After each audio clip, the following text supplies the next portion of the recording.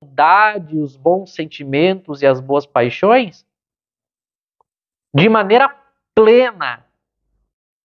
Nós não. É claro que nós temos bondade, bons sentimentos e boas ações na nossa vida, e muitas vezes na maioria do tempo. Mas é que a gente não tem só isso. E o fato de não ter só isso faz a gente ser espírito imperfeito e encarnar em mundos de provas e expiações.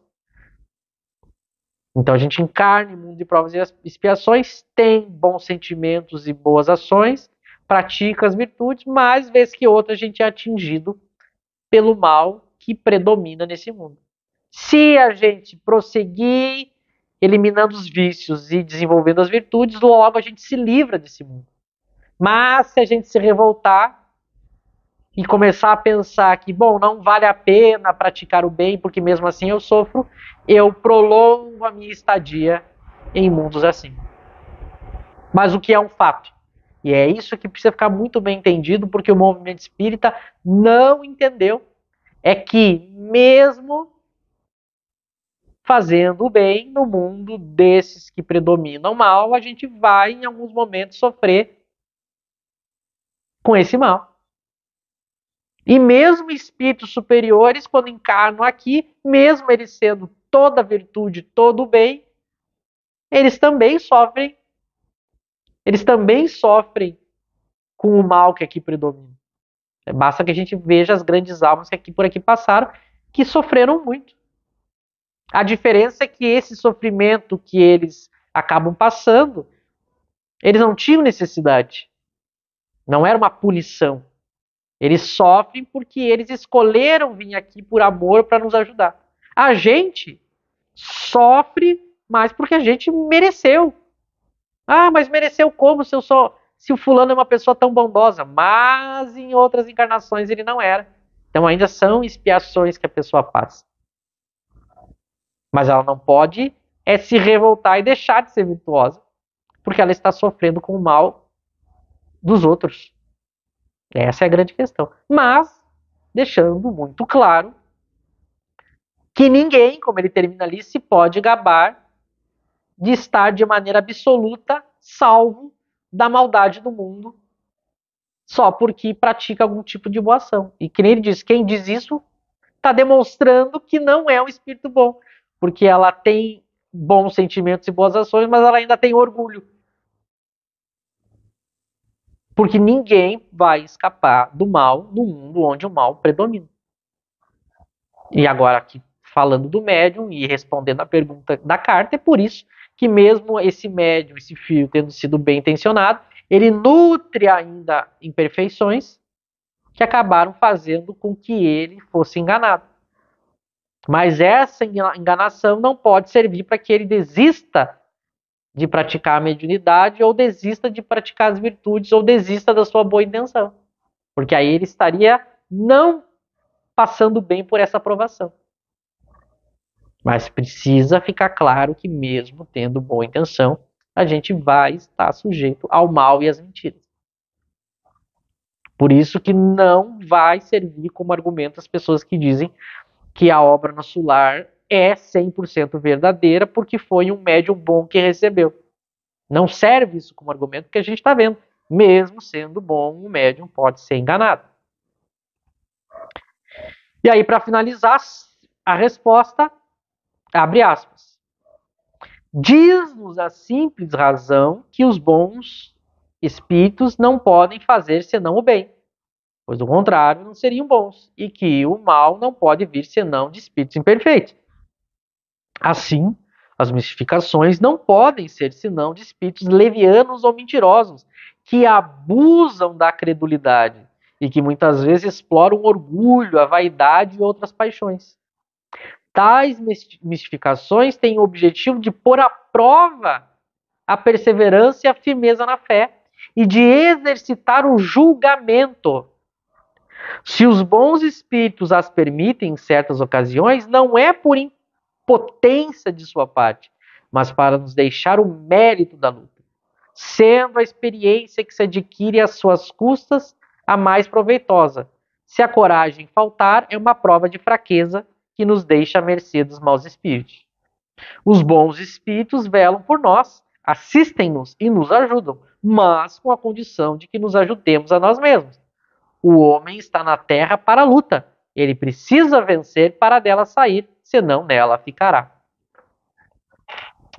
É maravilhosa a resposta, profunda, impressionante a lógica e a profundidade do que está sendo dito, né? Ele começa mostrando, bom, é evidente que se você foi enganado, se um espírito mentiu para você, se um espírito fez mal para você, isso é proveniente do mau espírito. Os bons jamais fazem isso. Jamais.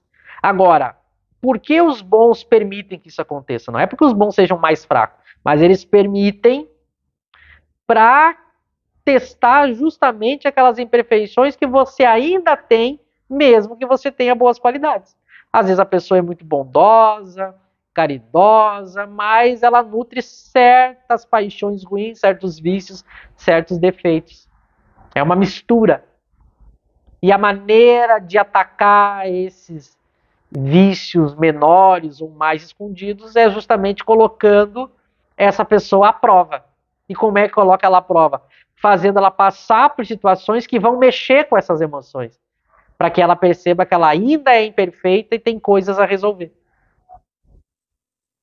Então, os bons espíritos permitem que ela seja provada, enganada, ou que o espírito tente a enganar para ver como é que esse médium vai se comportar. Para que ele perceba que ainda precisa se melhorar em vários pontos. Porque daqui a pouco a gente começa a fazer bem demais e a gente começa por orgulho. Vejam como o bem, ele pode no espírito imperfeito se misturar com orgulho. Eu começo a fazer muita bondade e eu começo a acreditar que eu já sou um espírito que eu não sou. E a melhor maneira de quebrar esse orgulho é como? Fazer você quebrar a cara e ser enganado pelos espíritos. Aí você vê, nossa, eu não sou tudo isso. Se a pessoa percebe que ela ainda não é tudo isso e procura se melhorar, ela passou pela provação. Agora, se a pessoa quebra a cara, é enganada, e aí ela se revolta ou ela quer negar que foi enganada, para ela não admitir que ainda tem imperfeições, ela vai ser ainda mais enganada.